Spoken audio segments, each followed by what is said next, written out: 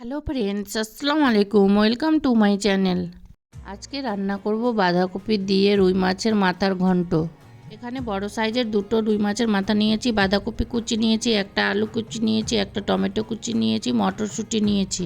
এবার মাছের মাথাগুলোতে লবণ হলুদ ভালোভাবে মাখিয়ে নেব। মাছের মাথাগুলোতে ভালোভাবে লবণ হলুদ মাখানো হয়ে গেছে। এবার গ্যাসের উপর একটা কড়া চাপিয়ে কড়ার মধ্যে সরিষার তেল দিয়ে দেবো। সরিষার তেল দিয়ে মাছ ভাজলে বা মাছের কোনো রান্না করলে খেতে দারুণ লাগে।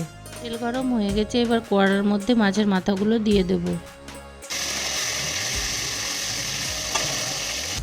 মাছের মাথাগুলো দুপার লালচে কড়া করে ভেজে তুলে নেব। মাথাগুলো লালচে করে ভাজা হয়ে গেছে, তুলে নেব।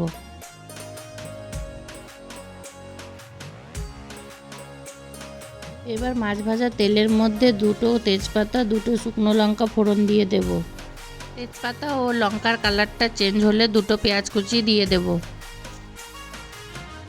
পেঁয়াজটা গোল্ডেন ব্রাউন কালার হলে 2 চামচ আদা রসুন কাঁচা লঙ্কা বাটা দিয়ে দেব।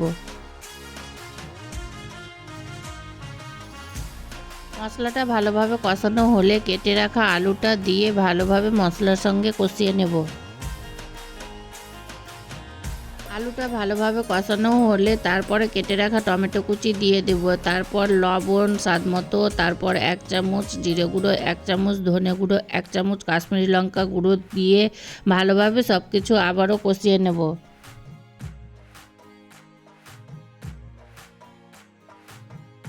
টমেটোর সঙ্গে মশলাটা ভালোভাবে কষানো হয়ে গেছে, এবার ভেজে রাখা মাছের মাথাগুলো দিয়ে দেব।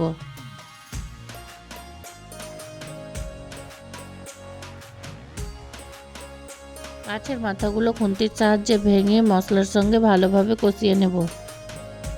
সব কিছু ভালোভাবে কষানো হয়ে গেছে, এবার মটরশুঁটি ও বাঁধাকপি কুচি দিয়ে দেব।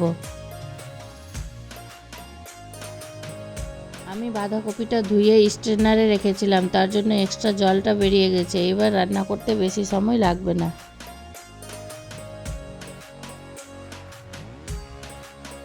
এবার কিছু ধনেপাতা কুচি দিয়ে দেব। ধনেপাতা দেওয়ার পর আবারও সব কিছুকে ভালোভাবে মিক্স করে নেব।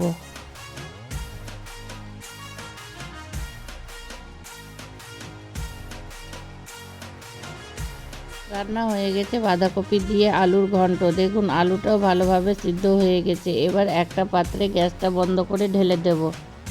দেখুন কত সুন্দর লাগছে, দেখেই লোভনীয় লাগছে। গরম গরম ভাতের সঙ্গে খেতে দারুণ লাগে। আমার রেসিপিটি ভালো লাগলে আমার চ্যানেলটি সাবস্ক্রাইব করে লাইক কমেন্ট শেয়ার করে দিবেন প্লিজ।